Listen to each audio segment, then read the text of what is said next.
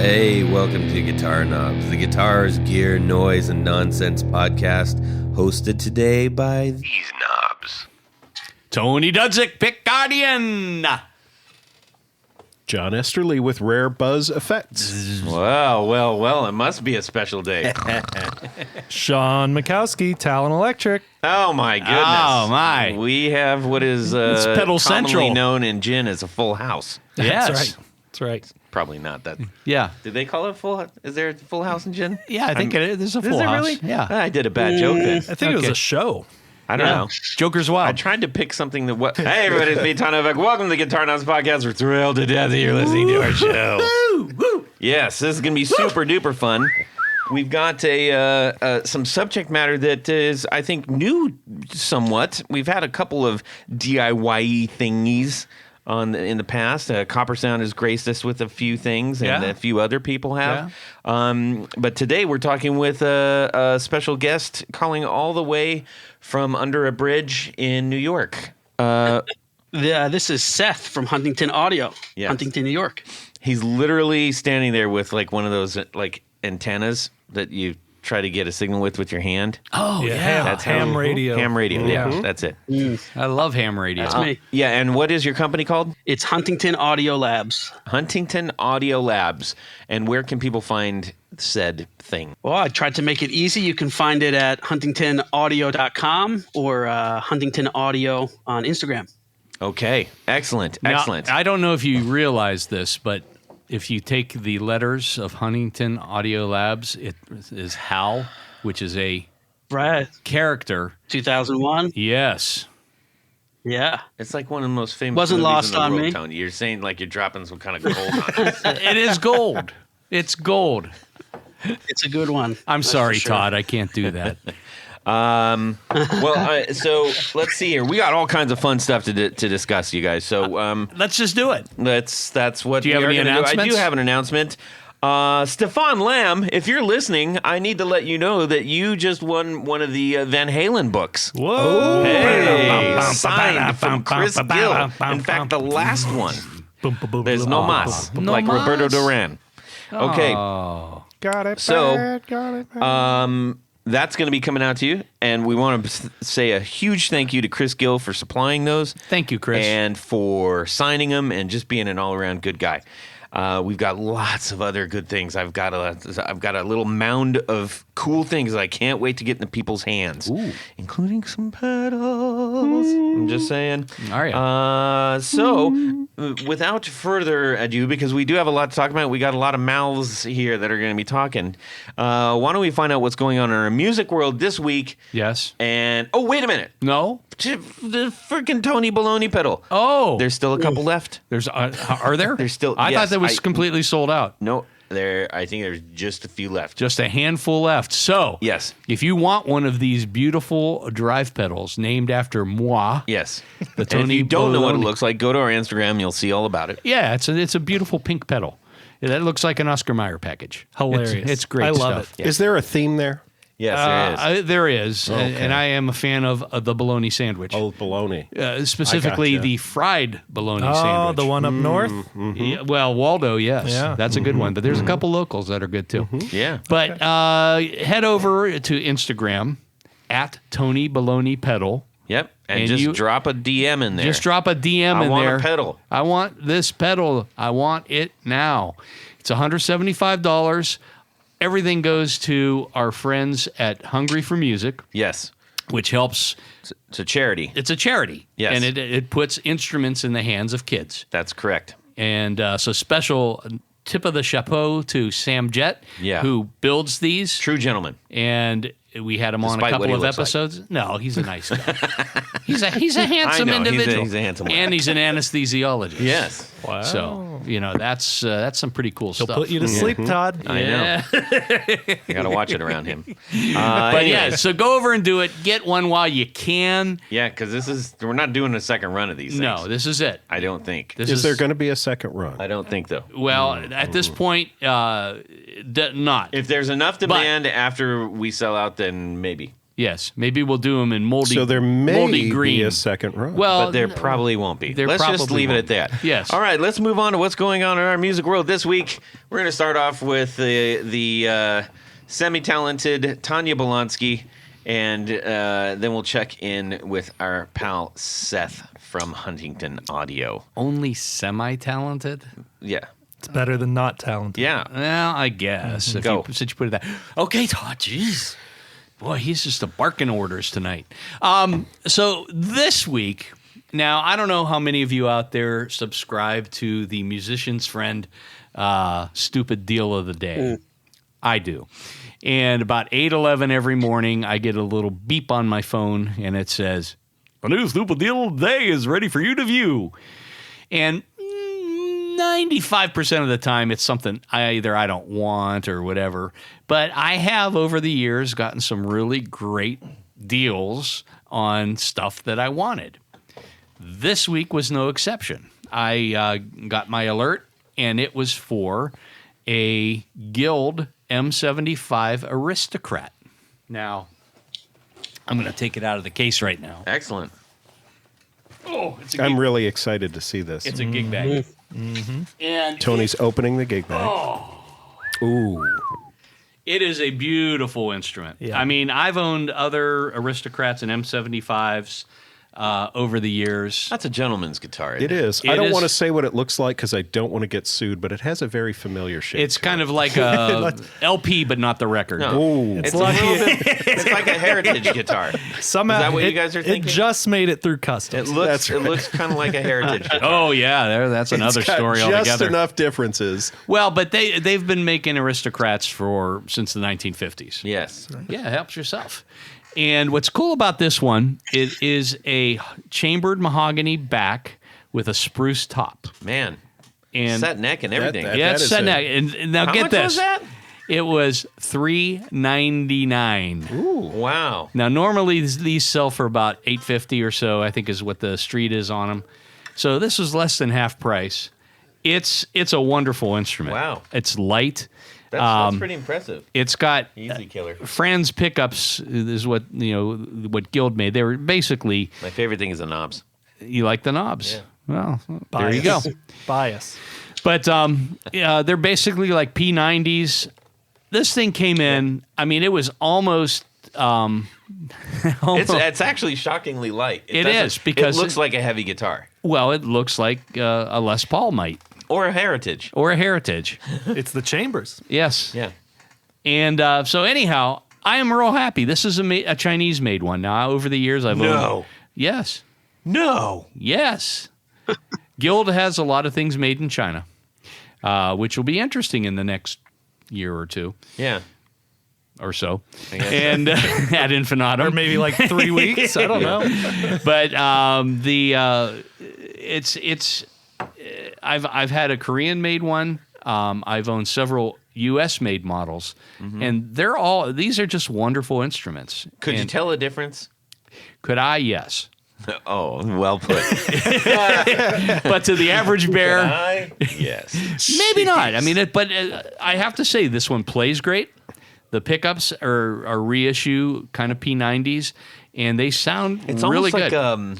like a pearl-esque cover on those P90s, isn't it? It's like a milky white. I think it's beige. Yeah, It's beige? No, it's not beige. vintage white. We'll call it vintage. It has a white. little depth It's to it. whiter than the binding. And it's got And it's squared less off yellow. It's got squared off corners. That's what's throwing you off.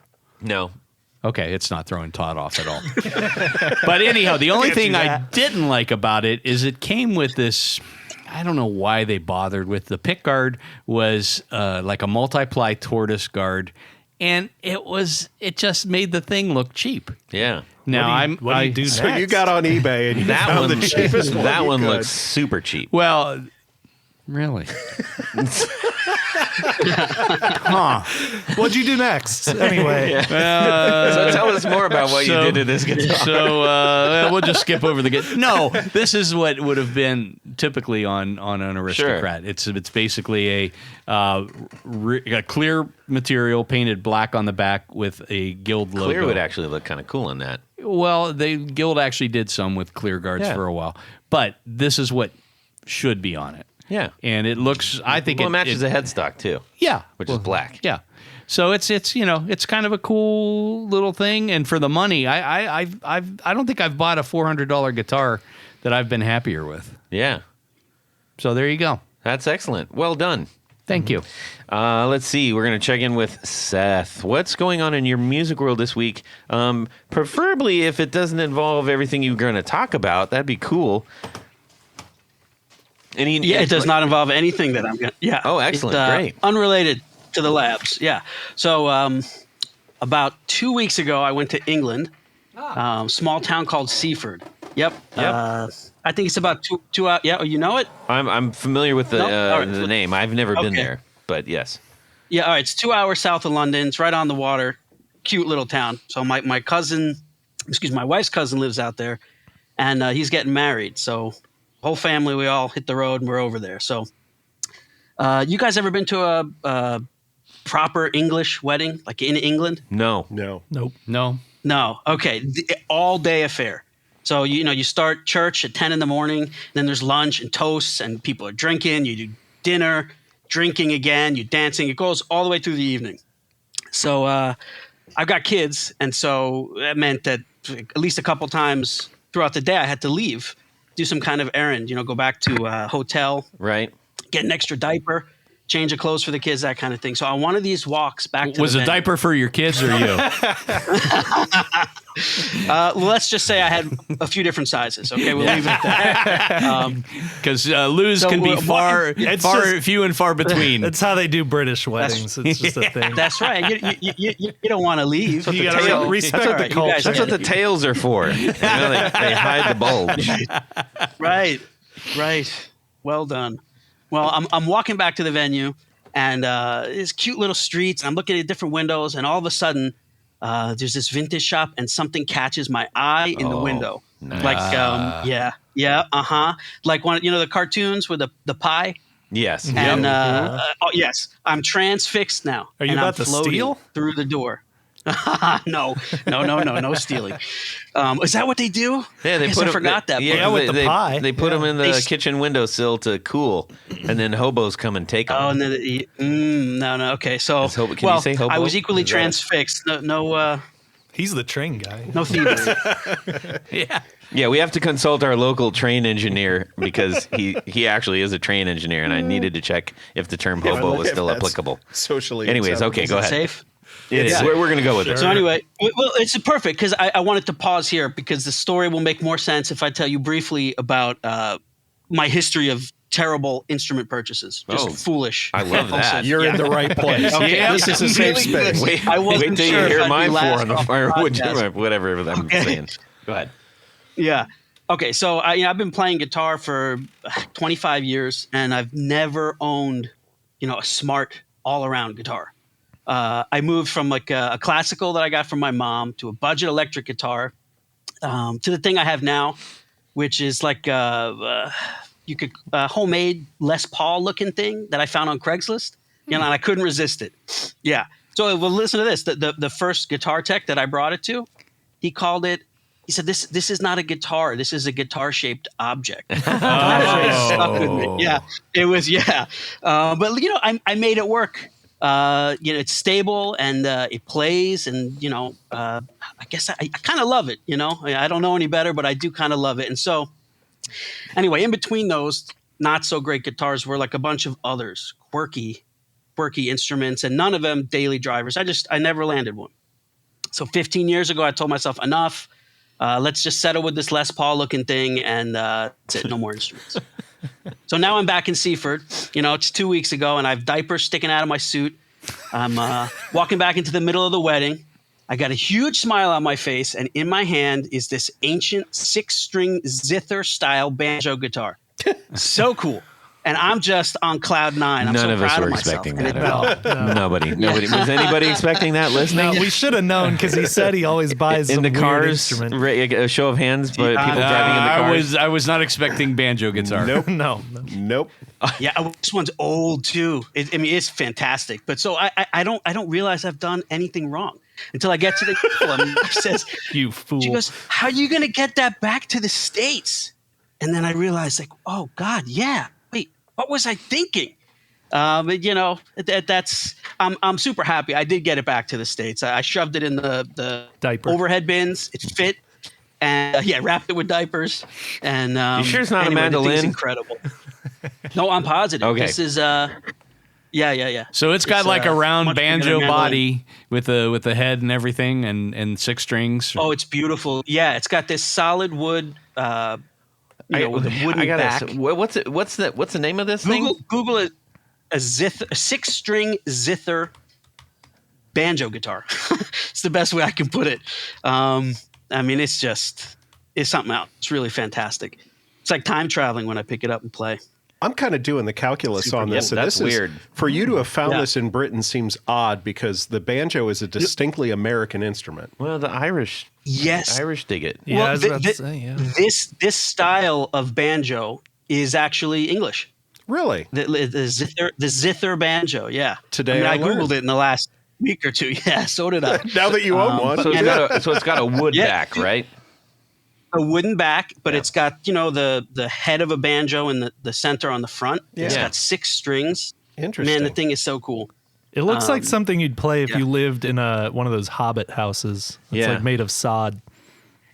Yeah. Yeah. Is it Oh not? man, for sure. You- The things are great. And you know what? Out of like Tell me. some window in one of the estate houses, John Paul Jones is peeking through Yeah. a super old curtain, going, "Bloody hell, I love that." I wish my zither guitar sounded Yes. half as good. Good man. Good, At their good peak, lad, Arcade Fire good had lad. 3 of these on stage. Yes. Well, that's kind of cool. I No, like this is it. really neat. That is cool. Yeah. Now, was it tough getting it through customs or anything, or did you just kind of say, "I don't No, got anything"? As soon as we got it off the plane, we had 2 push carts with so much luggage, a car seat, and I couldn't even. My son carried it. We just strolled right through customs, but nothing to declare. They didn't care. That was it. I Nice. have That was found every time I've done customs with kids, they do not care anymore. Yeah, they're like, nope, keep going. Yep. Wow. Yeah. Well, that's So, kind I of mean, cool. I didn't And that's a great memento from your trip as well. Because Yeah. every time you look at that, you're going to think about the diapers and Yeah. and the wedding, of course. And the wedding too. That's true. The foolishness. The foolishness. I wouldn't. That's true. I'd say that's not foolish. No, that's fun. That's a great, and you have Yeah, a great but- story behind it. That's fantastic. Well, okay. Fair enough. You guys are right. You guys are right. I We'll, love how, we'll talk you into anything. Yeah. I love how bold it is to leave a family wedding and come back with an instrument. A banjo. Yes. A banjo. Yes. Exactly. With what I'm That's assuming what was I'm a saying. straight face. Okay, Yeah. so wait, just real quick. What did you think he was going to say? Tony. I was thinking something more along the English lines, maybe or the Vintage. I mean, when I've been to England, the company Vintage has some really fantastic things that you can't get in the Yeah. States. So I was thinking more. were thinking along, that? I was thinking more along those lines. Okay. He said he doesn't have a good all-around guitar, so Yeah. I thought like, oh, he finally found his all-around guitar, and it was the complete opposite of that. No, you're completely right. Okay. I was kind of down those same lines, looking at a all-around guitar. I was thinking something more, I guess, traditional, like what you would envision as like a Strat or a Les Paul is like, oh, this is the thing that can do many of the things that I want it to do. So yeah, I thought he was going to say Telecaster because that's about the most all-around guitar I can possibly Right. think Yeah, of. Maybe okay. like a Les Paul I- with a picture of the Queen on it or something. Oh, that's cool. Ooh, I like that. Well, the Yeah. king now. Yeah. Well, she that's, turned into the king? That's super. Yes. Oh man, let's not go there. Oh, boy. Okay, let's try. You go, John. well, so I have this habit, much like many of us, of scrolling local used music gear sites. And we've got I know every single product on Craigslist Well, at any yeah. given time. It's sad. And I know you're the same. So I found a guitar that kind of spoke to me at one of our local new and used music retailers. Music go around? The one on Bethel. Yeah. And I drove out and picked the guitar up and gave it some love, and it, you know how like usually when you get it in That's your a little hands, bit you either TMI, know but- it's like either it's going to be the thing or it's not going to be the thing. Well, it was the thing. Absolutely. So I went home and I'm like, all right, I really don't have money in the guitar fund right now. Ah. So I gathered up. Wait, you bought it?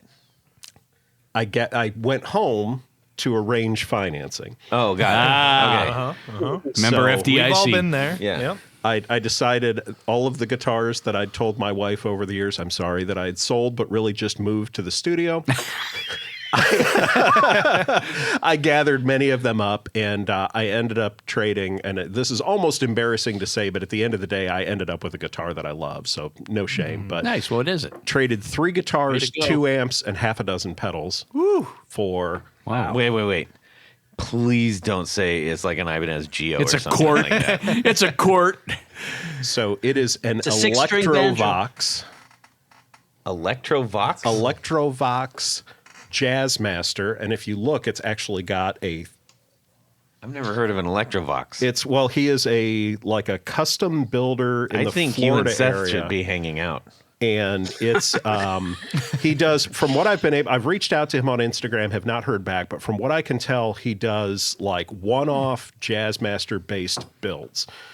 So I don't know whether, and again, haven't reached out to him or haven't heard back from him, but I don't know whether he starts with a Jazzmaster and then modifies it, or whether he builds, from scratch with parts. But anyway, it's probably the best feeling Jazzmaster I've ever held. Wow. Just Really? absolutely love it. And for those that can't see, it's set up, it's wired as a Strat. So it's got 3 pickups with a 5-position switch, but And it's got a Strat. it's in the got middle. like the 2 Jazzmaster pickups on either end, and then the It's middle like a position is a Nashville. Strat. It's like a Nashville Deluxe Jaguar. Yeah, Jazzmaster. Jazzmaster. That's what I meant. But absolutely love it. I've been Nice. very happy with it since I brought it home. No regrets. Like I said, these were guitars that I took to the studio and would maybe pick up once a year to okay, what does this pedal sound like with this guitar? Right. So really, That's really cool. traded in some bulk and ended up with a guitar that I love and I play. So, Perfect. Yeah. That's That's a a good good deal. Like a good week. Oh, my week. Tomorrow, The mic. my week. There you go. Tomorrow, I am headed down to Cincinnati to see some friends play. They're playing at Bogart's. They're called State Champs. Their band is. And on the way there, I am stopping Facebook Marketplace. Bought a little pocket drum set for my 4-year-old. So, gonna set that up. Is that one of those things on Marketplace where it's like $2? Well, it said in the listing it was a Christmas gift last year. So I was like, I'm going to give this another shot. Yeah. I don't think the guy, I don't think he's a musician who's selling it. And he didn't know about the newer silent drum heads and stuff that are actually pretty decent. But Yeah. I'm just hoping my son, I'm excited for him to get big enough to get a full-size kit so Yeah. that I can play. Totally. Yeah. Or just go get one and say, what, honey? It's for the kid. He'll grow into it, you know? Yeah. Haven't you seen all these kids on Instagram? They're like 3 years old and they're flipping Tom Sawyer, man. I know. It's rough out there these days for Yeah. us semi-talented people. Indeed. Well, that's every single one of us. Let's move on to the next section. What about you, Todd? Well, this week, so I was really excited because I got this AC30. that AC30. I traded The 212. the AC30. 212. Yeah, the proper AC30. It's a big boy. Proper-ish. Don't your cork sniffing. Feel free to correct him Yeah. at any point here. Yeah. Well, no, because we It's a just CC2. We just did one that was the single 12. Yes, the S1. Yes. Which we'll talk about in a couple It's only minutes. real if it's broken. Well, Funny you should say that. Congratulations! yeah. So in a box. so I got it, and it was playing fine. I didn't play it enough, and all of a sudden I went to go play. I got some time to play, and I plug it in, and it goes. And then I look in the back and it goes. I was like, what the heck was that? Yep. It's like, oh no. So I called up Rob and I said, Rob, something happened. He goes, bring it over. And he started pulling it apart right away. And he's like, yeah, somebody's been in this thing. And he goes, Todd, when we talked about buying amps, what is the first thing I said? I said, and he said, feel around on the back. If your hands catch on any screws, walk away. It means someone has just like not even put in the screws or correctly or whatever. He goes, that's a telltale. Somebody's been in this thing. And I was like, God dang it. You know, I got a good deal on it. Greenback's in it. I traded it for the Supro. And sure enough, there was a few more things. So he goes, well, this is a completely different tube than these ones, and a whole bunch of other stuff. He just started pointing at stuff, and in my head, I'm just going, you know, Yep. all the dollar bills are stacking Every up. minute it sits on Rob's bench. Yeah. So he said, confirmed shorted output tubes. Found amp had previously been disassembled. Numerous solder joints on the output tube sockets reflowed. Missing retaining clips for V2 and V3. Broken retaining clip for 4. Missing tube shield on and mount for V1. Missing rear panel screen. DCR all screen grid resistors okay. DCR all HT resistors okay. Cathode resistor okay. Visual inspection of main PCB, no issue found. So you blew the output tubes. Well, no, there's a couple other things. He had to replace this crazy one of the newer transistors. It looks like a Lego brick. And he goes, you know how hard it is to get one of these? I can get 10,000. Getting one, that's a different thing altogether. So I Just order 10,000. yeah, You'll use it later. Yeah. yeah. So that was the I'm trying to remember which one the thing is. Anyways, it's and now I plugged it in. I was like, oh, that's what it's supposed to sound like. Because before it was pretty hot and weird and I was like, oh, cool. But yeah. So it sounds like the power tubes were really on their way out anyhow, and with all those other little problems and somebody right. So around. I'm glad that we figured that out now, that it didn't lead to like some kind of other further damage or like that I was, on stage and goes. And if you keep going, I mean, first the power tubes, then the output transformer. And that's when you're into some real money. It was. He said it was biased, like exceedingly hot too. So he goes, "This is crazy. This is going to fry everything." So he rebiased everything, and and like the reverb tank was all loose for some reason. It's literally like somebody went in there and just like tweaked one of everything and then put it together and walked away. Yeah, that sounds like something that my brother-in-law would do. He used to take apart like radios and things like that. That's neat. Leave them in pieces on the table. Just like, what? Not so into the rebuilding portion. Yeah. But That's Rob's the hard part. Rob's a champ, Boring. and it sounds amazing, and I'm grateful to him. I'm grateful that he took good care of me on that. So that was super fun, and then also shipped out a whole bunch of the Tony Baloney pedals. Beautiful. Oh, that's so good. That was a fun trip to the. I forgot to take a picture of taking him to the post office because that's always like hey, here we go. So that's going on, and we're getting super good reviews on the shootout video. We got 100% good review rating right now. I'm very excited about that. And that's a beautiful video, by the way. I mean, not because I'm in it, but because of the work that was done.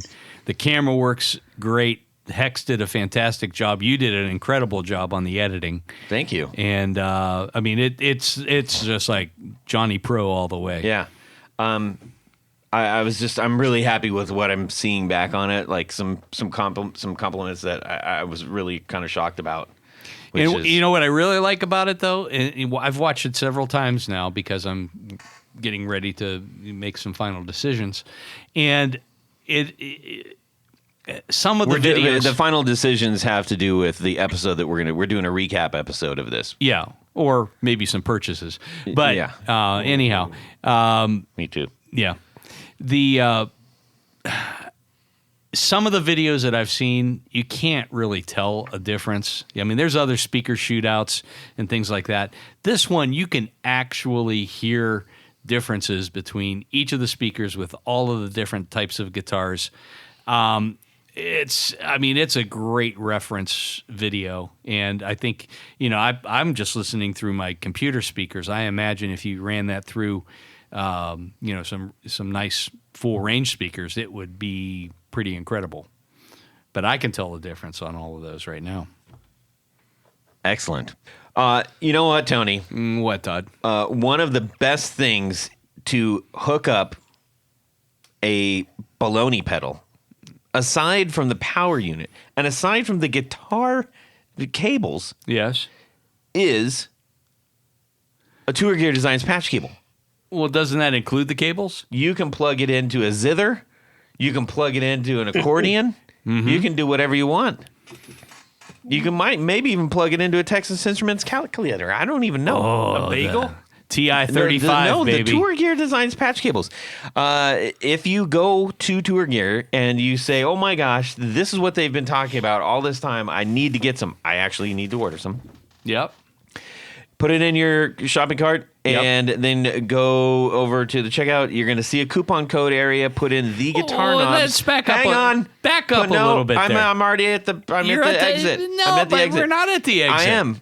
You're ruining it. There's something You're ruining it. There's something I want to say. Oh my God. Tony, what are they shaped like? Well, there are two shapes. There's an Okay. S shape and a C shape. So if you have to go from top to side to side, top to bottom, Yep.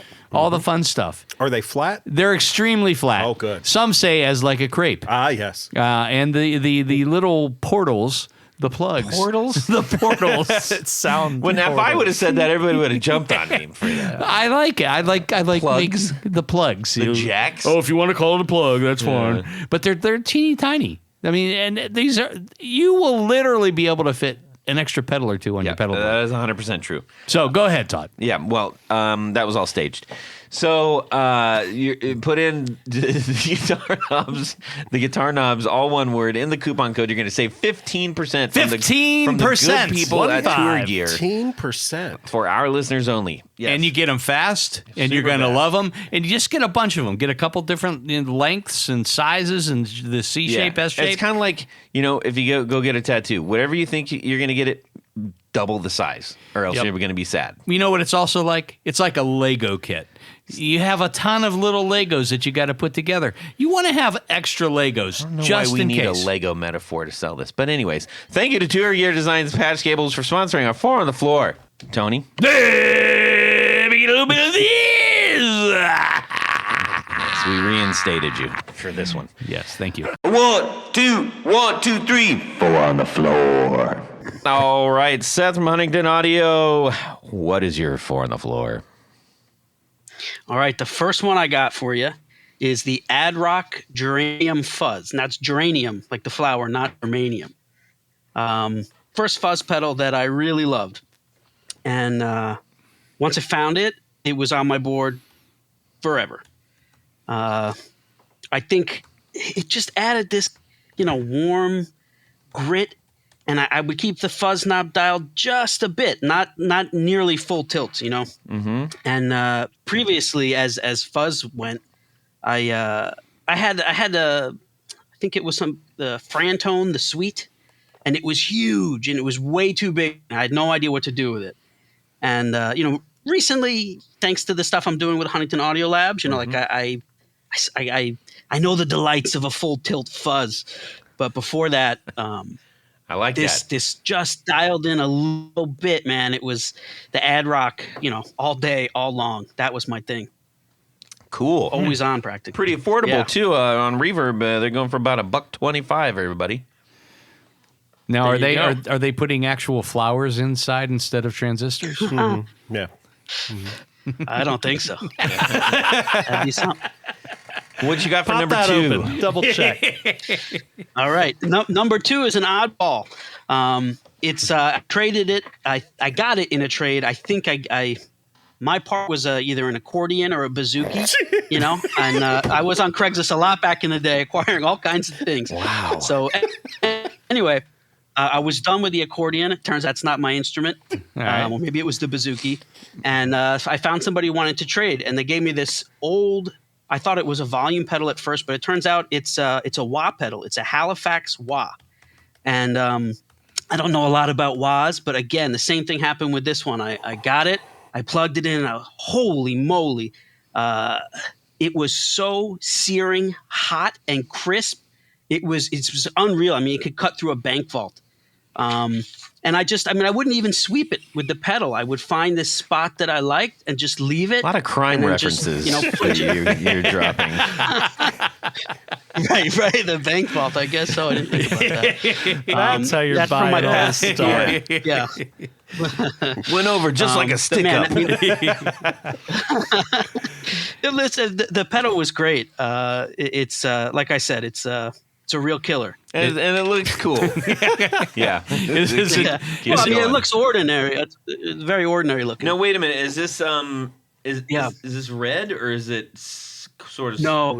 silver? This is a Halifax wah. It's all black. It really looks like a plain, simple volume pedal. Okay. It's old. It's an old thing. Yeah. Yeah, because Is it there's a made lot in- of different Halifaxes in here that are all weird.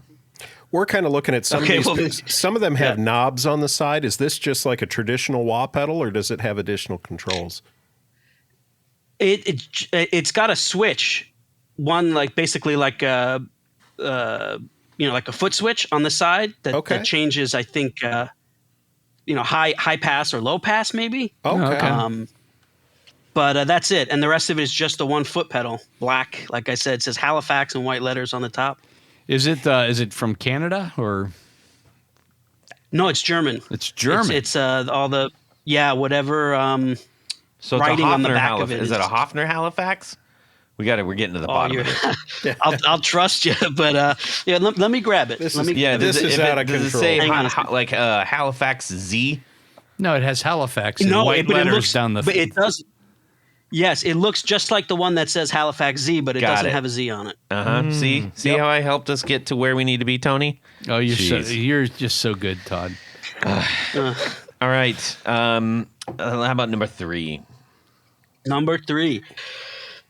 So, I guess it's a long time. It's like 15 years ago or more, I guess. God, a friend of mine invited me to join his band, and he wrote these huge songs and had all kinds of like sound textures and pedals going on, wild playing.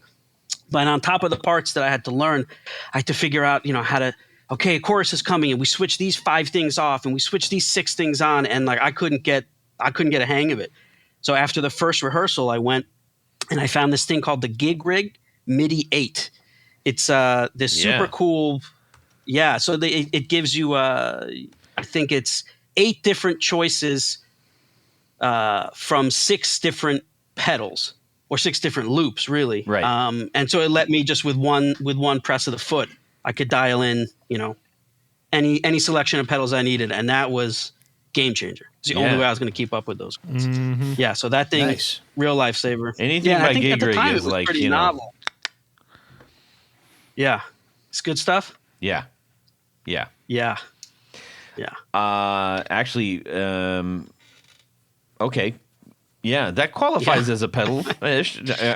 You step on it. It's on the floor. it's Come on, it's on the floor. I don't know what pedal, your Todd. definition of pedal is. How about number 4?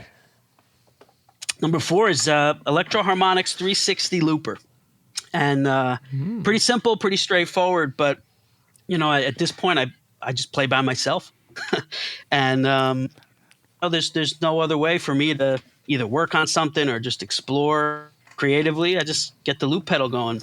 Yeah, well, that's a And, good way to it's- test stuff too. Yeah, it's pretty good. You're not wrong about that. That What- works there too. What brought you to that looper versus another one? When I used to play, I guess more seriously, you could call it. I think I tried a Boss looper that had two foot switches and like a whole bunch of knobs, and it was way more complicated than I needed. And I found myself using even I had a Boss delay that had some, looping abilities, I think, something I like think that. the And so I thought, 3 wow, this has is so like an simple. extraordinary. I could be all the DD5, DD3, all the boss DD7. delay like nerds are gonna be like, oh, no, 3.5. yeah, but there's one that has like a Right. super long delay to where it Yeah. actually does loop. Yeah. And it's easy to use. There's one, you just step on it, it starts, you step again, you hold it to start over. And that was great. So years later, when I've been playing by myself and I wanted a looper, I found this one. It's just stupid simple. Yeah, That's that was it. That's what I needed. that's good. I support that. Yeah. Here. Well, thank you for sharing that. It was kind of fun to hear what other kind of weird oddball stuff you. No, it's not. I'm not done with the weird oddball stuff. Yeah. Yeah, there's gonna be plenty of it. Don't worry. You chose this, Todd. You're Yeah, taking true. the heat off us. Okay, Seth from Huntington Audio, you sent me a box chock full of really incredible little bits and bobs. Before we start to like get that. into the detail of that, can you give us the elevator speech for what the heck you actually do? Yeah. Well, I have been trying, in pursuit of this more complicated idea for a product. I've been trying to learn some of the fundamentals of the electronics behind low voltage audio circuits, and it's been really hard. So, as I'm going and trying to learn, if I encounter sticky spots in the learning or even like the doing, like actually just getting some rote thing done, I create little helper gadgets. And if they're particularly useful, I just, you know what? I bet somebody else might get a kick out of this, might help them. So I put it out there. That's the whole thing. That's the labs, man. Right. So you make things that help people make things. That's right. And the things that I make, they're just, really a step behind my own understanding of the stuff. It's like, I just used this thing to help me figure out the thing a little bit, and I bet somebody else can do something with it too. Yeah. It's right there. Yes. Okay. So we are passing around all the parts here. Bits and bobs. Yeah. Bits and bobs, please, bits and bobs. I bet there's like some meme of Ray Liotta going, yeah, it doesn't make the thing to do the thing. Yep. Sorry, we're all looking at. Yeah, no, there's We're all looking at it's- so much stuff in here. It's crazy. Right, Are we yeah, opening this up yeah. for just discussion on the individual items at this point? Yeah, let's Okay. do that. Everybody's just pulling stuff. Now I don't Or know is where it- it goes. So I've got That goes in with this stuff. in my hand, Jeez. Seth, I have here, and Yeah. I'm trying to find a name on the breadboard butler. Yeah, that's Yeah, like the big that's- dog. that Let's you talk saw. about this a You little just bit. went right for it. Well, That's yeah, right. That's the flagship. But I went for it because I needed it. I started out with products that is made by someone else in a similar vein, but it didn't work the way I wanted it to. And I'm like a serial premature optimizer. Even before I need to, things have to be organized. And they got something that. Yeah, took the words right out of your mouth, I guess. Yeah. So, so I said, okay, before I can do anything, I need to make myself this tool. It was silly, but that's what I did. And so I took everything that I would have wanted in a product like this and put it in there. And I shouldn't say wasted. I spent probably a couple months working on this. And so the upside of this is that I get to learn about how to draft schematics on a computer, how to lay out a PCB, how to order these things. Work with these factories and whatever. So it was great. It's a real good learning experience for what I intend to do. But yeah, this product popped out and I love it, man. It's I use it all the time. What does it do? It basically brings everything you'd want for these kind of circuits to your breadboard. So you have, 1/4-inch jacks to bring your signals in and out. You've got all different kinds of, power supply, depending on what sort of voltages and references you need for what you're working on. And it's got scope hookups, which for, the things that I was trying to learn at first it was so important, not just to hear things, but to see, you send a sine wave in to a simple common emitter network. And you start tweaking the resistances, and you see what you see it. You see what it does to the sine wave. Yeah. Is it misbiased? Is it clipping asymmetrically, symmetrically? Is it too? You just watch it work, and I couldn't get through the material just with a breadboard and an article. I really needed these hands-on things. No, that's the breadboard Butler. I mean, I think it's as good as any of the other ones out there. No, at least put that on a shirt, right? Yeah.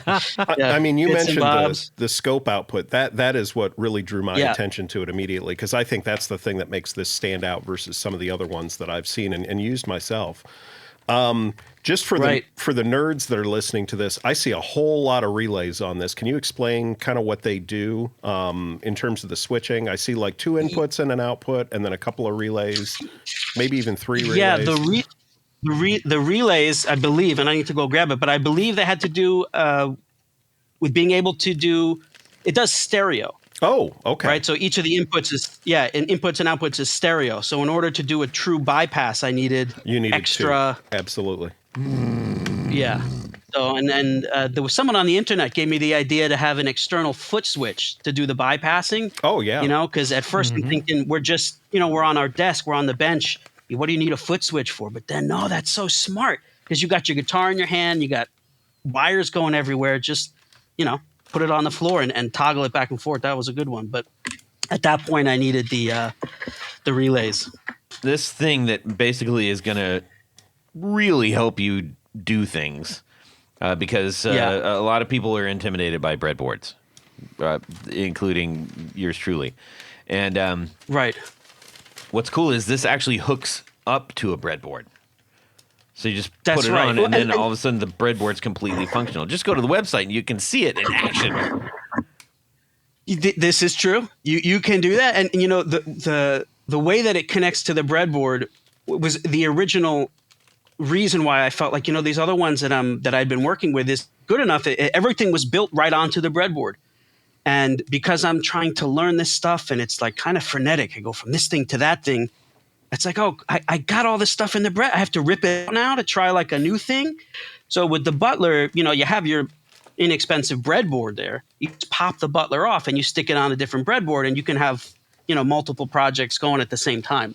Yeah. So that was a big That's really draw for me. really smart. Yeah. And I will say that is at a very, very handsome and affordable $72 for this thing. The amount of time that this time, hassle, and I was, let's say, probably accuracy as well, that you benefit from doing something like, and consistency. Yeah. Yeah, especially if you've got a bunch of them, right? Yeah, well, you were going to say that. Sean and I were talking before the show started, and even before you were on, Seth, about I will be perfectly candid with the folks listening. I do not breadboard because I spend so much of my time figuring out what's wrong with the breadboard itself that I don't really get the opportunity to dig into the actual circuit. And this solves like 80% of the breadboard problem because so much of what supports the circuit is sitting on this PCB here, that really what's left to the breadboard is just the circuit itself. Well, I appreciate that sentiment. I find it super useful I would too. absolutely use this. In fact, I'm taking this home, Todd. John and I are going to fight it out in the parking lot. Fight it out. Perfect. Here, you break it in half. We'll each take half. Fair is fair. But It is stereo, comment. so you can just do mono. there you go. King Solomon split it in half. Right? But to your point about the breadboard getting in the way sometimes, that was the genesis of the first product that I made, which was that Common Emitter Explorer board. So I mean that's real early days for me with breadboards and electronics and all that stuff. And it's a super simple circuit. I believe it's what underlies the linear power boost that boost pedal. And so I'm trying to figure it out, and I wasted hours in that first week because I got one little jumper cable misaligned, or I'm popping out one resistor for another, and it wasn't fast, and it was too finicky for someone trying to just hack their way through it. So that the Explorer board kind of has everything, the infrastructure kind of nailed down. It gives you a couple of trim pots that you're dialing around. You stick your transistor in, and you go. And you can really, it's a very simple, single-purpose board, really for learning. But man, it lets you get your hands dirty in the way that, like, maybe you agree, the breadboard can be pretty finicky. Yeah. And this is also crazy. The kit, from $10, starting at $10, and then when you add a couple things like all parts from, we're going to go to a whopping $31, and that's basically all the bits and bobs to make this thing go. Mm-hmm. What, Tony? Bits and bobs. Did I say that again? I did. You did. Bits and Bobs Anyways. trademark. It's the title of T-shirt this material. episode. Registered trademark Todd Novak 2024. And you know what? When we were talking earlier, when I was I think I had to actually convince you a little bit to come on the show. Big time. The thing that we were talking about was like, that I truly appreciated was that you said, I just want to make this stuff so that to put it out there and so that people can do what they want to do better and have fun doing it and not, lose all their money doing it. You said it better. Yeah. Well, you said it pretty well. But I think, I think you said it pretty well. Okay. You said it pretty well. I'm stick with noticing. I really like how on some of these, it looks like most of them you've used schematic symbols as the silk screen layer on these boards, so that you can see the parts you're using, and you can kind of use those as visual cues with the schematic you're looking at to kind of see how it's transferring over onto the board. Yes, well, especially with the first few or the first few Explorer boards, so the Common Emitter Explorer and the Fuzz Face Explorer. I did just that so that, you're not just twisting knobs in some abstract sense. You can see that, I'm increasing resistance at this point. And a lot of people, they buy a kit to build at first, and they get all these parts and they get a PCB, and you populate it and you get to the end and hopefully it works, and you're like, the schematic has nothing to do with the layout of the PCB. Like, I don't feel like I learned anything. I feel like I put something together and that was fun, but I want to learn something. So you adding a little visual bridge there, I feel like that's a really cool touch. Yeah, for sure. Yeah, well, thank you. I mean, those two boards, as I said, are really about learning. But I have found that, the most enthusiastic users of the Fuzz Face Explorers are guys who have been making fuzzes, especially the guys who are using new old stock parts, and they've been doing it for decades. And they're like, man, this thing just saves me time. So in that go sense, into detail about that one, because I think you've got three here that I specifically definitely want to talk about: the Fuzz Face Explorer kit, the Mighty Fuzz Explorer board, and then the Quick Sign. Right now, if you go on the site, what it looks like at first blush is, I'm going to get a PCB and the stuff to populate it, and then I'll have a pedal. Like, if you don't do any digging, that's what it could look like. And you have some of those things on here. But let's talk about the actual Fuzz Face Explorer board kit. Why is this so effective? Well, I think at least in the case of, guys who are familiar with the circuit, they know what they're doing, and now they're just looking to go through their stash of parts and create, interesting fuzz face recipes or variants or whatever. It's a way, kind of like I said before, of getting off of the breadboard. There's infrastructure for this circuit. It's all right there in the PCB. You snap in your transistors, dial in resistances, and you listen. And that's pretty much it. You play with some capacitors and, oh God, that sounds this part number, or I like this. Awesome. Now I'm going to box that up. And then you make all those other decisions and choices and that are involved with building a pedal. But this lets you just focus on the sound and lets you do it fast. I mean, I've not been in the game long, but me and oddball stuff. Like, I'm fascinated by all these weird old transistors and diodes and capacitors, these parts, and I want to know what's the difference. How do these? Is there really a difference?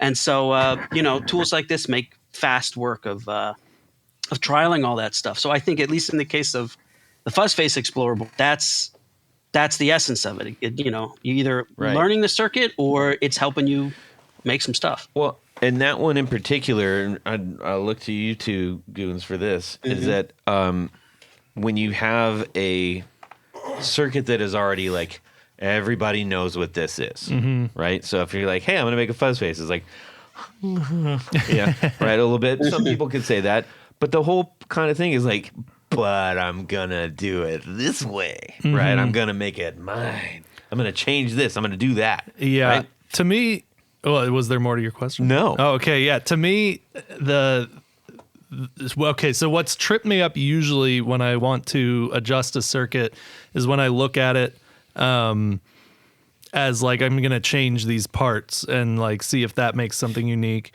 And this kit would play into what I'm about to say here.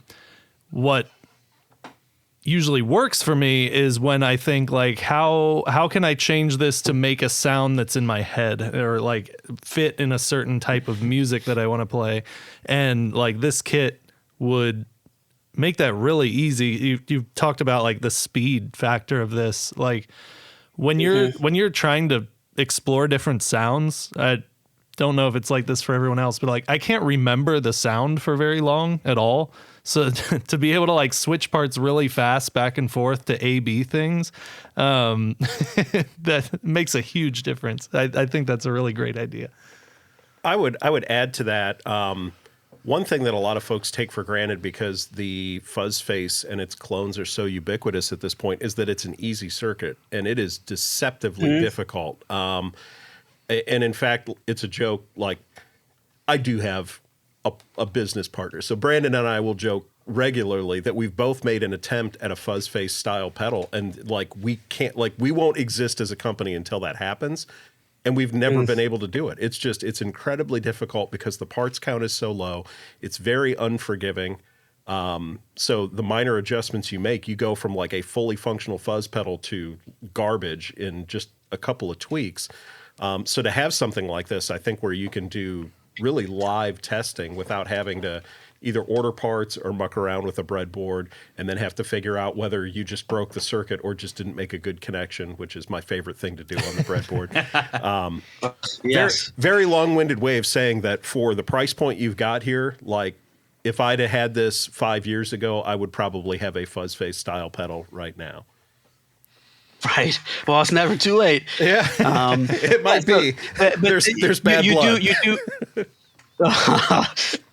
Fair enough. Well, the other one, Todd, that you mentioned, the Mighty Fuzz, is almost exactly the same. It's got some, improvements over the first one.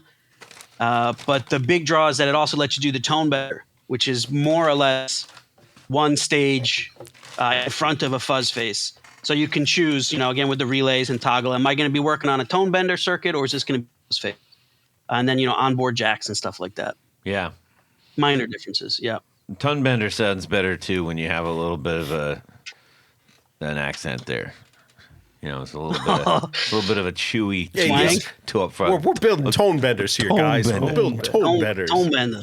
That ain't no tone bender. You know what I like about the tone bender? It really stabs the sound. Yes. There you go. Here, I'll share a funny thing real quick. So I used to work with this guy.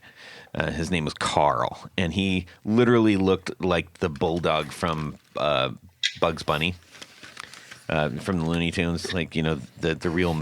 He was a tough guy, but he was short. He was built. He was also short, and he looked like. So he's from Detroit, and everybody knew this is a Detroit guy, and he was an older fella, probably in his 50s when I was just starting at the place. And my whole thing with him, believe it or not, was I just tried to figure out how to like rib him on a daily basis and just like make him, just get all stupefied. What? And get all worked up. And he would usually laugh. He was a good sport. But this one time I did something, and it was the wrong day to do it. And his knee-jerk reaction, I swear this is exactly what he said. He spun on me, and he goes, And he goes, knock it off, or I'm going to stab you deep and frequent. And he said it so fast and in such a blistering slur. Like, I was literally, the color went from my face. I was like, oh my God, you've done it before. Deep and frequent. Deep and frequent. Who says that? Who says that? Unless you've done that. That's very descriptive. Yeah, and he's like, oh, I'm sorry. I'm sorry. You like, said no, it's too late. Detroit, right? That checks out. Yeah, that checks out. So, yes. Oh, Carl. Yeah. Anyways, okay. So, if people are saying, "Oh, this is really cool. I've been wanting to do some pedals and stuff like that. This would be a really cool way to do it." I would like to hear from the Goon Squad over here. What what would you say to somebody who would be saying, "Oh, I'm going to get the Mighty Fuzz Explorer board kit"? I would go back to what I was saying earlier, like get this instead of a traditional pedal kit, because you're gonna learn how it works, and this is built for learning. So instead of just like paint by number or whatever, color by number, you're gonna build this and you're gonna leave with more knowledge. Yeah, I'd that's go for good. that. Okay, I like that. I would also say to echo that, but also when I build kits, which I do with some regularity, because it's a lot of times there are pedals that are just not available, and the only way you can get it is with a kit. I find myself, and the people that also design will probably agree, I'm driven more nuts by the choices that have been made about how the pedal goes together than anything else. So that's kind of a long-winded way of saying that I think to build something like this, you're going to end up with an end product that you're happy with versus like trying to figure out why somebody decided to mount the jacks at the top and then have the wires run all the way to the bottom and then like the circuits all the way at the top again. Like I think there's design decisions that some of the kit builders make that just don't really make it. This isn't making the design decision. This is making the sound decision. Absolutely. Well, and I was kind of taking that for granted. You saying that made me think of that. This stuff is really well laid out. It looks intuitive. It looks organized. It looks like everything about breadboarding that John and I hate about it being disorganized and disorderly. This is laid out in a way that hits your eye just right. Yeah. It looks really good. Now the Mighty Fuzz Explorer board kit, unlike the Butler, which actually plugs into a breadboard, this isn't taking the place of a breadboard, is it? Well, it kind of is. It kind of is. I mean, it's a very it's like a purpose-built breadboard. I mean, it's you will exactly breadboard right. a thing on it, but if that's the thing you want to breadboard, it does all the work for you. So that was a good setup. That's right. The Mighty Fuzz Explorer, you don't need a breadboard at all. It's a self-contained, plug it in, dial in a fuzz. Yeah. I would say that the interest in it could be great, but if you pulled this out of the bag, I feel like there would be an immediate intimidation, panic. Simply because if you're not super familiar with all these things, that could be overwhelming. I'm assuming you have remedied this in some way. How do you mean? By the Mighty Fuzz Explorer board guidebook PDF. Oh, there you go. Yes, there is, all the more complicated products. I knew you'd have, get there. A guidebook. Yes, thank you. There's a guidebook that walks you through it, more or less how to use it. I do kind of assume that you'll find your way with assembling it. For the most part, I mean, based on the variety of parts that are involved, things kind of only fit in one place. So, I guess mistakes could be made. But that sounds I like think, a challenge. Yeah, there you go. If you're at the point where you're considering this purchase, I think you're gonna be just fine. Yeah, and you've done a really fantastic job on your website. I think it would be really easy to just take a picture of this and put it up there and say, I'm selling this, good luck. But right, you've shown it in all the different states it can be, which is fully assembled, up close. So you can really see, well, where are the actual parts? So without too much trouble, you could actually basically reassemble it to at least look like one of these things that you have. different states. You have all the pieces and parts laid out with the board, without the board. You got the actual board guidebook, which we're just going to take a look at that real quick. You've even got some really cool looking illustrations, especially on the Butler, that says like what all the things do, and it's such an intuitive way of approaching this. Well, I'm happy to hear that. I tried to have these things, make sense as quickly as possible. But you bring up another point, which is there are some of these products, man, I wish I had the time or the skill or the patience to do some videos to, show this is the thing in action, like watch, listen, look, we're just doing, but it is so much work to make videos. It blows my mind. The amount of effort it's like, kudos to all you guys making videos for your products. Amazing. I can't do it. I don't have the time, but so therefore the flat graphics have to say a lot. Well, and it's complete. This isn't for just one of the pieces. You've treated each product that you have on here with the same amount of look, I don't want somebody to have a bad experience with this. I mean, that seems like it's the overriding inspiration to all the work that you've put into this. That's for sure. That 100%. I'm a people pleaser, so I definitely don't want people to be upset with their purchase. And you mentioned the quick sign. I feel like you must have like a sandwich shop or something, like on the side. The way I name these things? I'm a people pleaser. I have a sandwich. Yeah. Maybe I do. Mm-hmm. But yeah, the quick sign generator is I couldn't find a reliable sign generator anywhere. In fact, the only place I found one was at an estate sale, and it was like a 75-year-old thing that, it's great.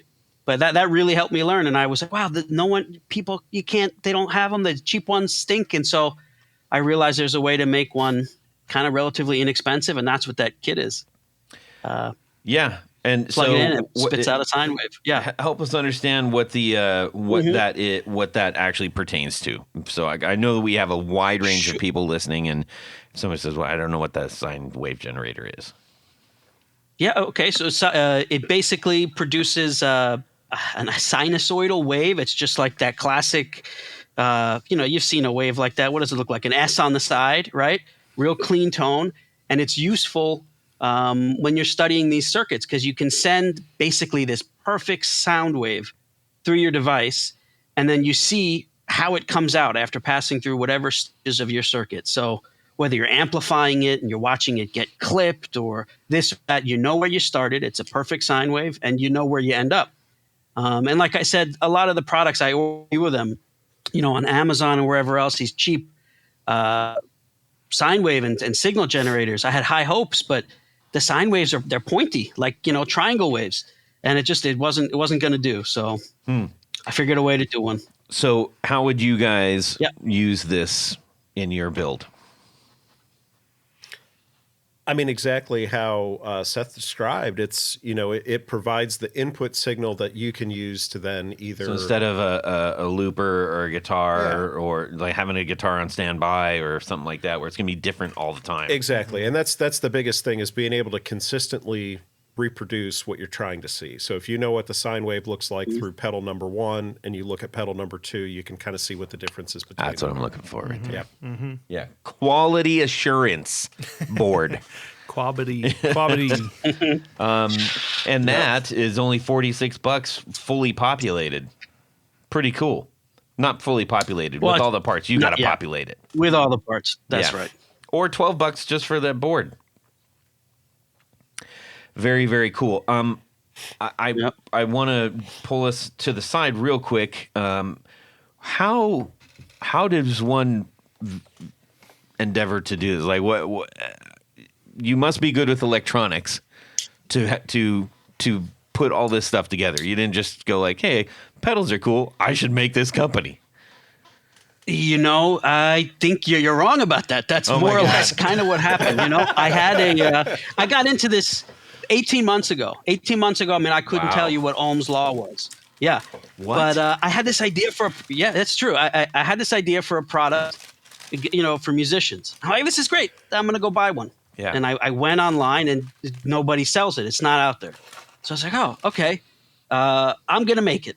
And is this worth doing? Am I crazy? So I took it's not that novel of an idea, but I took 3 different things that exist and I almost literally duct taped them together just so I could mess around with it and say, like, is this worthwhile? Do I like this? Is it even a good idea? Now, oh my God, this is great. I love it. Everybody's going to love it. So I was like, okay, I'm going to make it. Who do I talk to? What is this? What kind of professionals are involved? Like, I had no idea. So I'm on Reddit, I'm emailing people, and I get a list. You need to speak to, an electrical engineer. You need a contract manufacturer. Well, how about a patent attorney? So I get all the people, and I go and I talk to one of them. The first guy I talked to, this guy's an angel. He listens to my idea, and then he just explains everything that's involved. And he's talking to I have a software background, but I knew nothing about hardware and electronics. And he explains how the whole thing would go. And, I speak to a few other professionals, and I start to get a look at this picture and what it's going to take to have these professionals realize this idea. And I go, oh my God, there's no way I'm going to be able to do this. So then I thought, what if I how much can I chip away at myself? And that was it. I started tinkering really small steps, like from the duct taping to just hacking my way through it. And I realized I'm absolutely in love with making physical things. I love electronics. Man, I fell in love with all these old dusty parts. I figured out how to do 3D print. The whole thing, man, just lit me up so much. So that's how it happened. And like I said, the tools that I put out here, they're literally like just weeks behind. I needed this because I couldn't figure it. And so and then I just put the thing out. It's not. That's incredible. I mean, dude, you've put together what would take most people much longer to think of, assemble, test, create, and get out. I mean, it's really quite extraordinary. I love how you're going on this journey. You're trying. You have something you want to learn, and you're making these things as you go along to solve these problems you have. And by making a company, you're leaving breadcrumbs behind for other people that go on this same journey, and it's going to be immensely helpful for whoever picks those up. Yeah, for sure. Yeah, that's a positive take, man. I appreciate that.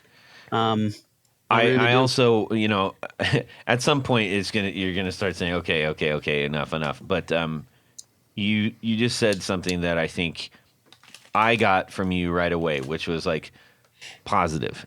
Everything about you and what you're doing is like grounded in this positive attitude, a positive experience, friendly, approachable, and I think that is so necessary when you're talking about things that can be daunting. Thank you. Yeah. I really appreciate that. There was something I really wanted to do. And I told you earlier, I'm a premature optimizer. That's what this whole company is. Really, I should be focused on that original idea. But I couldn't help it. Oh, this thing helped. It worked. Let me just see. And, I also get to learn about e-commerce and marketing and manufacturing with these tools, which are much smaller fish than the thing I was trying to do. So, I'm happy to hear that it sounds like it's positive for others, but man, it serves me too. For sure. The last thing that I wanted to point out here is in the world of talking about all of the voodoo of specific parts and pieces, and capacitors, and transistors, and all that stuff. You have a multimeter breakout, which essentially is almost like an IKEA version, and I say that in the kindest way because IKEA makes everything so simple. Anybody can put a piece on here and then put the little arm down, and it tells you exactly what the value is. That's pretty awesome. I mean, that honestly, that's hard to say. One of my favorites by far, and not so much with getting looking for the mojo, because it doesn't do any. Well, it doesn't do any three-legged semiconductors and stuff like that. But you have resistors lying test around. the values. And I keep them consistent. You could read the color codes, but I can't, and I'm not going for that. I want something fast. I pop it in and I flip the thing down. I'm amazed it doesn't come with the multimeter. It's like I love that thing, man. Yeah, really neat. You That's one of my spill favorites. 2 drawers thank of resistors on the floor, you will throw them all away. Oh my God. You will throw them all away. Yeah, It's not worth it. that's right. That's right. Awesome. Absolutely right. Well, we're going to hand the floor over to you just really quick. Is there anything that in sort of like we're rounding third. We're going to get to the some of the fun stuff here. More fun stuff, I should say. Anything that you want to say into the mic? I mean, if I haven't said it already, no. This was. I don't think I've talked this much about this stuff ever. So this was great, and I got nothing more to say. We did it. All right. Fantastic. Well, I Audio will Labs. chip in, and I don't think Todd has realized this, but Sean and I have been divvying things up for the past half hour. So, like, we've got our little piles to take home. So just know that these are going to a good home. Yeah. Well, I love that. Though. It's super cool Nice. stuff. And you know what? You were so kind because you said, I think you understood. It's like, it's one thing to look at a website and go, oh, that's cool. It's another thing to get this in your hands and explore and get excited about. And we have 1, 2, 3, 4, 5, 6, 7, 8. It says dive in, get smart, make some noise. 8. I guess, we could say mailers that we're going to get out to the our listeners. And that just has a little PCB and some information on what else to get excited about. So I really Exactly appreciate right. you sending this our way. That's my pleasure, man. I'm glad you guys found me. Well, and it's not just going to be us because the listeners are. I could not implore you more. Please check Huntington Audio out and just get your hands dirty. You're not going to break anything, right? You're not going to mess up. This is all exploration and learning, and it's done in arguably the best way that I've seen it done. I don't know about you guys if you want to argue that or not. I doubt it. Well, thank you. I got 10 reasons not to argue. I've said it a couple of times, and I'm sure you guys have some listeners. Like, if you want to learn how to solder, go pick up a regular everyday kit. If you want to learn how these things really work, there's products on here that will help you do that. Absolutely. You know what? It really reminds me when I was growing up as a kid, Radio Shack and a couple other How things. else do you grow up? They had these electronics kits. I'm not gonna dignify that with You just an did. answer. You got me. You But let no, him win every single time. there were these little kits. This is a much more refined version. Oh, yeah. And probably a lot more useful than what was available back then, that you could plug little LEDs and transistors and resistors and different things in. So yeah, this is a great learning opportunity. But it's a great prototyping tool. I mean, it's Yeah. like we're hyping the learning part because that's an exciting thing when you start to go like, oh, I'm interested and I'm doing it. But you guys are past that. And Yeah. there are things in here that are There are clearly things in helpful. here that I would use every day. Yeah. Yeah, he covers multiple levels. Oh, If man. you're just starting, there's some stuff to help you learn. If you've been going for a little while, there's stuff to grow into here too. Yeah. Outstanding. All right, Seth, we're going to turn it over to Tony Baloney here. That's right, Todd, because at this point of the show is a little game that we play called Would You Rather? Yes. I've heard of this game.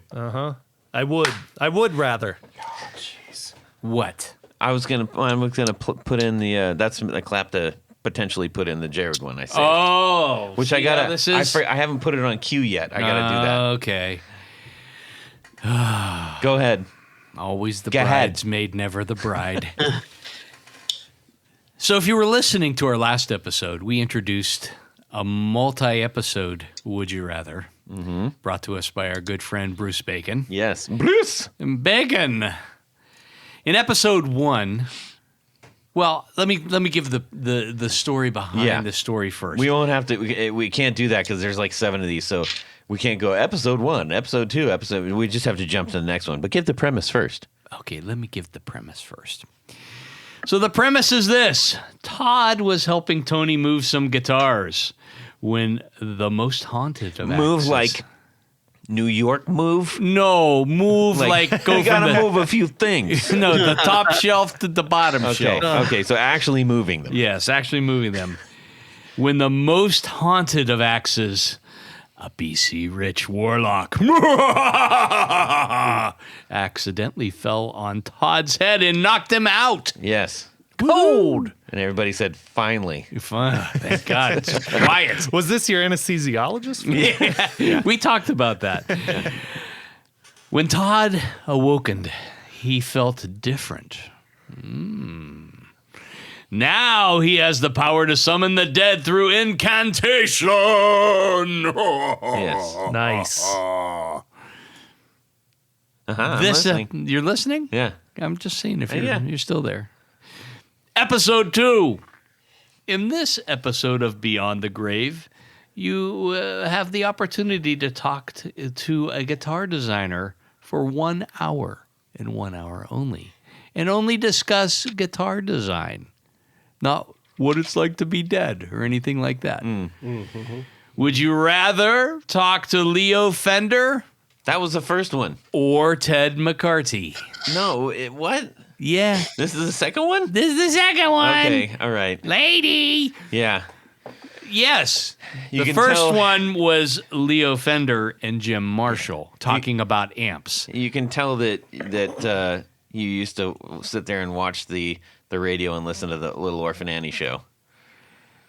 Anyways, go ahead. All right, go ahead. So, would you rather talk to Leo Fender from Fender Guitars, obviously, or Ted McCarty from the golden era of Gibson, Yeah. shall we say? What? And just for anybody that doesn't know what Ted McCarty did. Well, I don't know that he actually designed he and his team came up with Yeah. many different designs, including Yes. the Flying V, the Gibson Moderne, and the Explorer. Right. And most recently rediscovered the Theodore. Yes. The kind of tulip-shaped thing. It was all right. But, he was responsible in the late 1950s of coming up and heading up Gibson Yeah. during what most consider their golden era. So, who are you going to talk to? Okay. You want me to go first? You go ahead first. As I said last week, I wanted to talk to Leo about amps. This week, I am going to talk to Leo about guitar designs. And I would really be curious to see if he thought that the Fender Telecaster was the pretty much perfect guitar out of the gate. Or if he just was like scribbling on some napkins or whatever, and maybe he and his buddies over there at Fender came up with the bandsaw and came out with this design. But to me, the Fender Telecaster is the perfect guitar. It hasn't changed in over 50 years. I would agree with that. So that's what I would like to sit down and talk to him. And I would bring a can of nuts because Leo was a fan of canned nuts. That's where all the bolts and parts and things ended up at the Fender factory. Right. So as last week, I might be able to extend it to 2 hours. Got it. Got it. Good. Let's see. Yeah, so This is John Esterly. this is John Esterly. I think we've met. I didn't think I have to introduce you every time.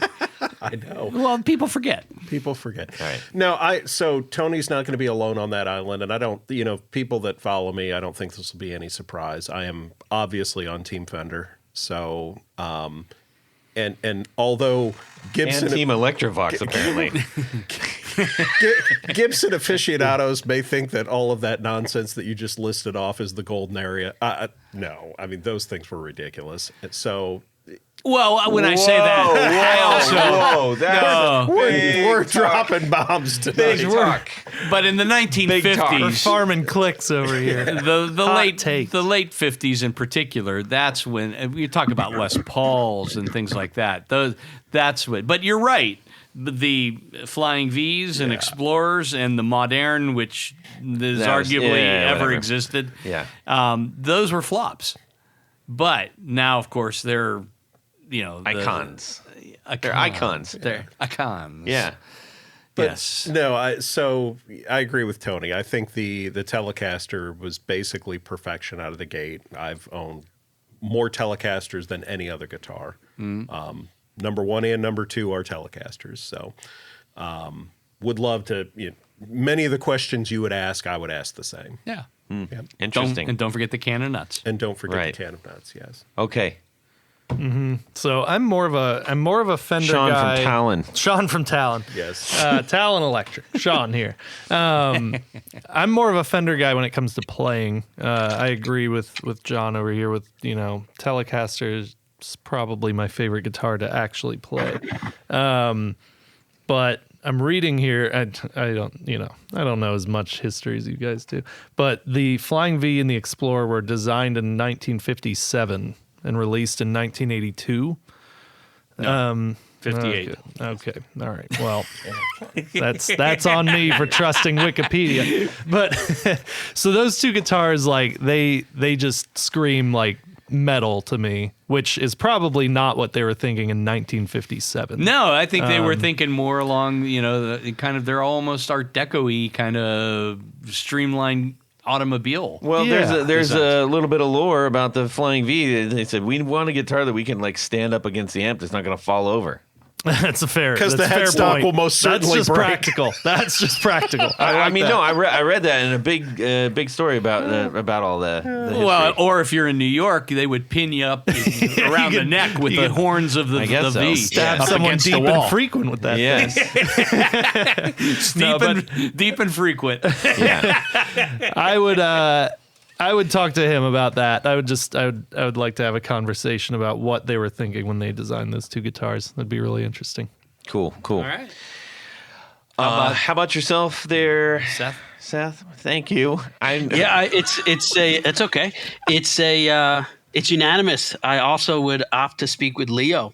Nice. I mean, I've only ever purchased, as you know, ridiculous guitars, but I've Please tell me Just you have had an a- Ovation breadwinner. no, but I had an Ovation in the past. I did. Soon after the classic, I think my first acoustic that I actually bought was an Ovation. Right. Anyway, back to the Fender thing, man. I've had a crush on the Strat forever. Maple neck, off white. But I never went for one. But I've wanted one forever. It's got a thing for Fenders. absolutely and I play gorgeous Fender guitar. amps. There's nothing to be Yeah. ashamed about. The Stratocaster is a beautiful guitar that literally everybody loves. If you don't love a Stratocaster, there is a genetic problem with you. Todd. Absolutely right. Todd has an issue I- with Strats.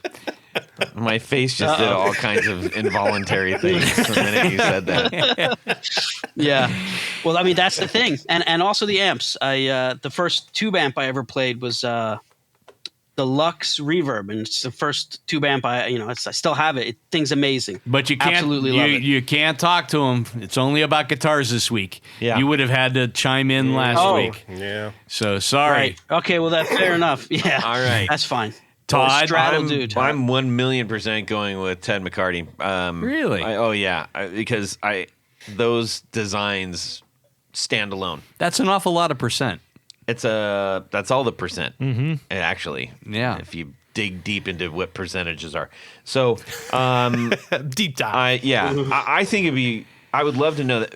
Also, aside from the actual shape of it itself, there's a lot of interesting things about it, which is like the balance of them. It's like one thing that is always said when somebody brings up the Explorer.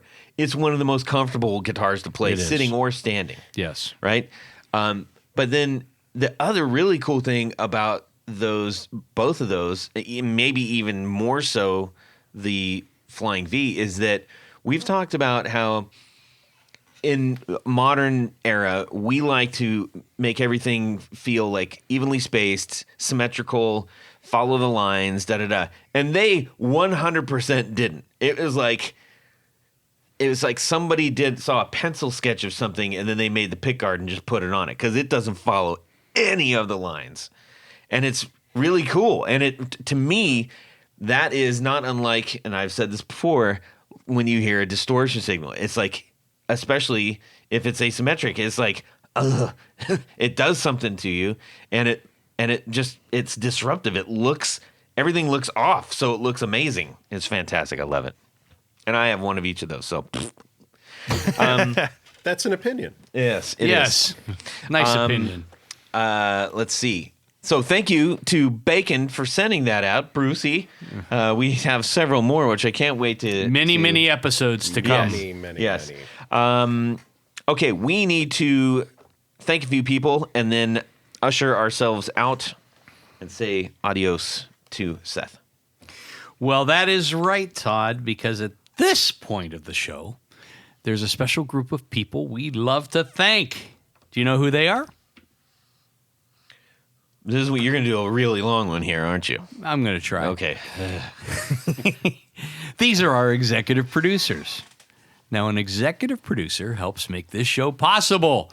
How do you become one? Easy as pie. Head over to patreon.com/The Guitar Knobs. Check out a couple different levels in which you can participate. Become a friend, a hero, a patron of the podcast. Each level comes with some very nice thank you gifts. And I do mean very nice thank you gifts. And opportunities to win stuff, you know. But in addition to all that great stuff, I'm told there's one thing more. What could that be? You get to have your name read on the thing, as Todd tried to squeak out. And that's what I'm going to do right now. So special thanks to these executive producers. John Sebastian, Trevor Ellenberg, Cameron Pampas, James Bell, Brett Hogarth, Don Kloss, Ralph Gottschalk from Wonderful Audio Technology. What? Rusty Sneeden, Vader and Peddles, I can't say that today. John Halverson, Rick Calhoun, Trevor Gunberg, Elad Mizrahi, Richard Kendall, James White, Justin Jones, John Esterly from Rare Buzz. Oh my God. He's sitting right there. Anthony Lathrop, Stefan Lamb, Michael Senchuk, Ken Sayers, Darren Gregory, Tom Barazin, Eric Merrow, and Plutone. Excellent. But wait, Todd, there's more. Oh. Because there's a special group of executive producers. We call them our Grand Poobahs. These are the creme de la creme, the top of the heap, the A number ones, and they wear a fez upon their head whilst listening to the podcast, as required by law, in all 50 states and 32 countries around the world. So special thanks to these Grand Poobahs. Anthony Gemalero, Billy Spitfire Unlimited, Bob Crouch, Brian Robinson, Cody Foster, David Kaminga, David Tyndall, Enrico Fernando, Fox Hill Studio, Hex Matos, James Pennington, John Williams, LSJ Music Company, Matt Hart, Michael Van Zant, Michio Murakishi, Moon Guitars, Paul Von Eppinger, Sam Jett, Steve Keys, Tyler, K.C. Rhines, Zach Oswald from Brandon Wound Pickups, Pedro Vasquez, and Gregory Randall. Thank you. Thank you. Thank you. Yes, indeed. Truly, we could not do this without you, and we can't say that enough. If you're thinking about joining us, please do. We'd really appreciate your help, and we've got we're constantly looking for ways to show our thanks, all kinds of giveaways, and we've got a whole bunch more here that we're going to give away from this box tonight. Yes. Okay, Seth, thank Guys, you, man. You were all so generous and attentive and really checking out the stuff. I I really, really appreciate it. This was awesome. Thank you. You're getting an order tonight because you sent the wrong stuff. So I'm going to have to give you money. That's the trick. I hate this so much, but you're going to get money, and I'm going to not have money, but we're both going to be happy at But the you're end. both going to be happy. Yeah. Exactly. Yeah. I love picking and packing, so send it through. Good. Very cool. Cool. Where can people find the things that Seth makes? You guys find me at Huntington Audio Labs, huntingtonaudio.com, or Instagram, That's it. Perfect. Find me. Okay. Yeah. Sean, where can people find the things that you do? Sean Mackowski, Tallon Electric. We make guitar pedals. I hear you guys like those. You got a pretty popular one. What's that one called? They're all popular, but Yeah. so which one? The most popular. Well, yeah. We just released one called The Noise that's really cool. We released it with a band called Alpha Wolf. And if you listen to their music, you'll hear their guitars go wee, and this pedal does that. So Got it. find it at tallonelectric.com, at Tallon Electric. You're still on making social that media. other white one? I'm blanking, man. The one There's that got so all many. the hype? Yes, I know. Because sift through your catalog. The dual drive? Yeah. Yeah, we make the dual drive. Yeah, The dual drive. featured on JHS. Yeah, that's the one. Yeah. The dual drive. It's two this overdrives. old thing. Listen, Last year's model. I built guitars all day today, and my brain is done. Yeah. So here we are. John Esterly. One more time. Okay. How does that pedal make the guitars go again? Wee! Okay. I gotta say, I love that you've adopted the royal we, because you have to. Yeah. You have to. Because it's embarrassing to be like, yeah, it's me in a room by myself for hours at a time. I built guitars all day because that is the only person. right. I have a business partner, but he only does art. So So John Esterly, Rare Buzz Effects. You can find me at rarebuzzer.com. That's RareBuzzer. All of the social medias are at Rare Buzzer. For those that do follow, you may have noticed there was like a quick darkness and then came back with absolutely nothing but a post and a number 7. So more to come on that. Follow Okay. and pay attention. Yeah. Next year is going to be pretty exciting. Indeed. Tony? Head over to pickguardian.com. Check out the things that I do. What do? I make custom pick guards for guitars. How do you get one? Shoot me an email. Let me know what you need. There's some stuff you can order on the website too, but you know what?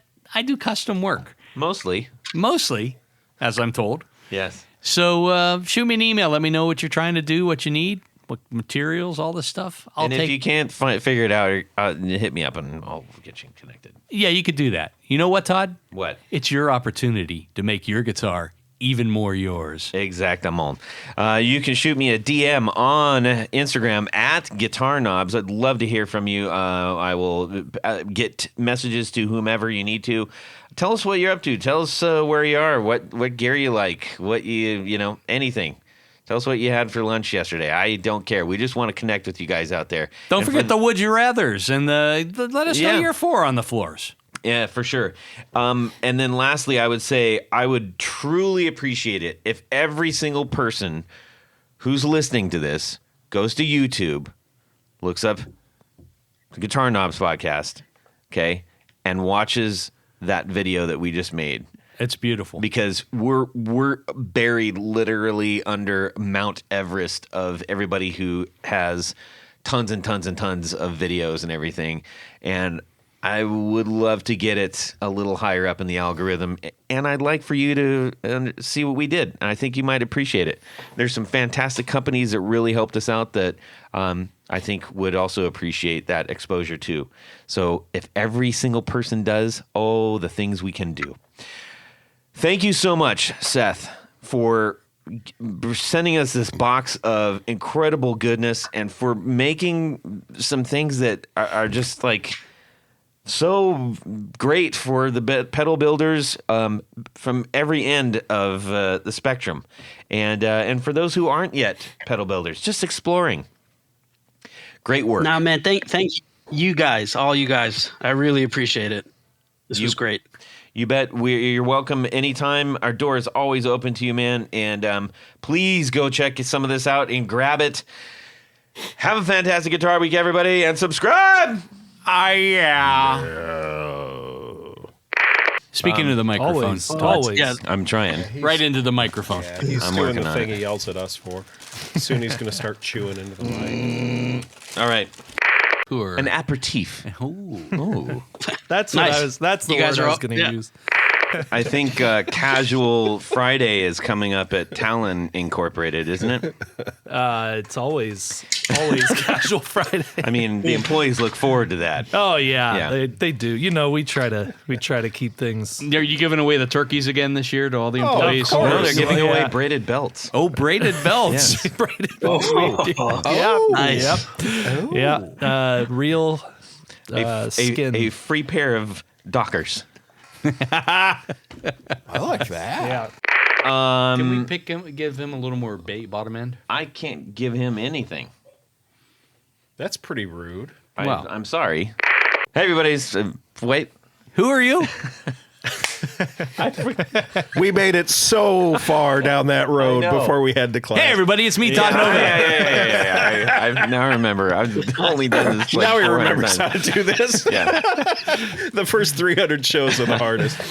Okay. I can add. We'll that fix it in post. post, Tony. Fix it in post. We'll fix it in I post. appreciate that, guys. Yeah. Fix it in post. Yes. Yeah, warm up. We're getting the chuckles out. Todd doesn't like it when we laugh. No, I love laugh. no, but he likes serious. I love laugh. Done You, his my homework. friend, Oh, are an I know ideal what I'm gonna guest. Yep. Oh, well, Very good. well, let's wait till the end. Okay, well, Let's, but thank I don't know. I've never said I it don't out know. loud. Who knows? Yeah. in the year 22, All of us do this 22. alone in our houses. That's right. Can't talk That's about right. it. Well, except for you, you've got a whole company. Of course, yeah. I used to do it in my house. What do Before- what do the folks at the shop call it? before we had to expand into our Yeah. into the- facilities? Don't Okay. don't do too well, Seth, or else you'll end up back here like us. Yeah, Oh, man. the shackles are I on. wouldn't mind it. I won't be alone then. This will be perfect. Yeah, you guys can go build pedals together. Screens That's- flicker together. Yeah, exactly. Yeah, feel free if you need to stop for some reason or other. Just let us know. I Yes. appreciate that. Except Yeah. to leave. There's no escape. Cool. Yeah, well, yeah, you can't leave until we say, okay, that's it. That's the show. You can come to our facility and with all of our employees. Yes. Yeah. You could share the Fantastic. employees. That's right. Yeah. Well, mine are very busy. So yes. I got With you. the millions of pedals that we built. correct. And away we go. Well, that's it for these knobs. Please visit our Patreon page at patreon.com/The Guitar Knobs. Visit our website at theguitarknobs.com for all of our past episodes, 4 on the Floor blog, and other good stuff. You can connect with us on social too at our Facebook page and share your gear and stories on our Facebook group. Also, be sure to check out our Instagram at Guitar Knobs. Catch you next time.